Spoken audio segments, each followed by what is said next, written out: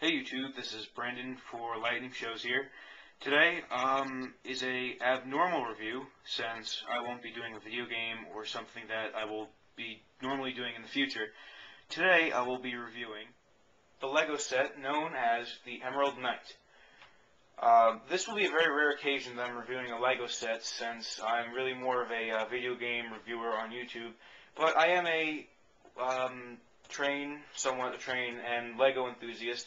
So this really drew my eye that this is the first realistic-looking steam locomotive that they have produced.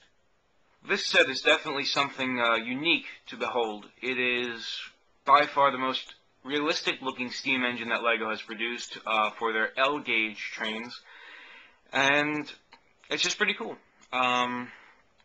It's the first steam engine to have actual working driving rods and having different sized wheels for the appropriate places.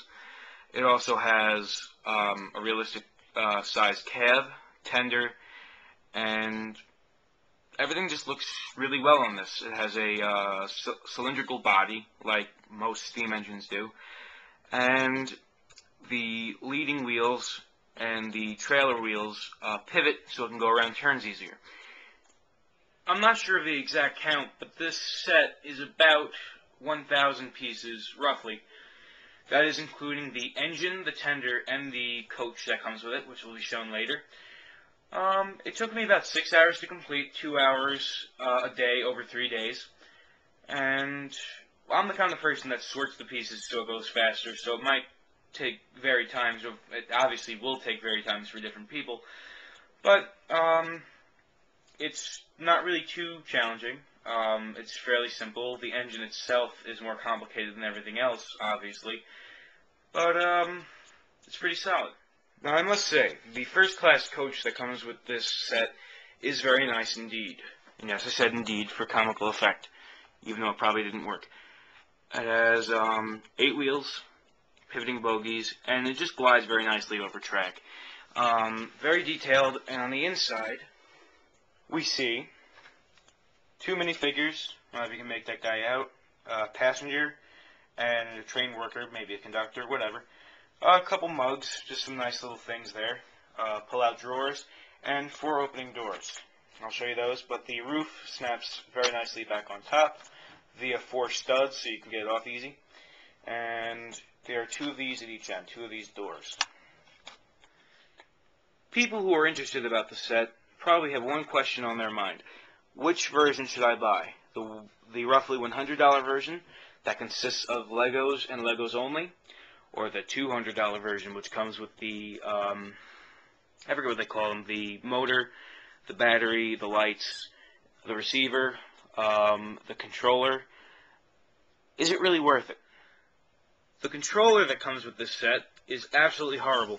It is an infrared link, which means that it does not go through any solid materials, such as a person, if the train is behind you, and it just has a real bad distance issues. You really need to be pointing this thing at the train if you wish to make the correct adjustments. The battery, however, which will sit in the tender, is very nice. It holds a charge for a decent amount of time, and it charges, the charge time itself is not that bad. The receiver is just a receiver to put different channels so you can run multiple trains at a time. The motor, now this thing's okay. I mean, by itself as a motor, it's pretty good. It's not great. It can pull a decent amount of coaches. But considering the fact that the train itself has a lot of moving parts, I mean the locomotive has a lot of moving parts, which creates more friction, that really lessens the power of the motor. And it takes up the space in the cab, which means that you're not going to have your little minifigure driving the train, and some little details like the firebox are not going to be in the train while you're using the motor. The lights that plug into the front, they're okay. They're lights, you know. I don't care if they're too bright, but they seem to be fairly decent for what they are. Now, the last thing that you get for the $200 set, other than the actual train, the Legos itself, you get this flex track. At first, I thought this was a great idea, the fact that you could make any angles you wanted, but, you know, it really lacks the ability to hold a shape. It really flexes way too easy, and they should have something that'll let you line it up straight if you want perfectly straight track. There really is nothing to help you with that, unless you find maybe a ruler just to smooth it up against to get it straight. I do not recommend buying this if you already have track. I only have track because of a 9-volt set I got when I was much younger, but I really don't recommend this track if you already have enough. I'm going to be honest with you all and say that I really don't think that the extra $100 is necessary. I think the set by itself is very nice, but if you really want to make the train go round and round and round, maybe it's worth it to power it. But I personally have an alternative. Since mentioned earlier, I have the 9-volt set and I have a lot of 9-volt track. What I do is I replace one of the bogies on the first class car, and I replace it with the 9-volt motor, which actually uses the coach to push the engine to make it look like it's going around. This is, as stated before, the set using the 9-volt motor on the car to power the train. I'm going to give you somewhat of a close-up. That's the 9-volt motor instead of the normal bogie. It fits very well. It doesn't really affect the train except for the fact that it makes it move. And you still get the realism of the driving wheels on the train because it comes with rubber bands around the wheels, so it grips the rails nicely.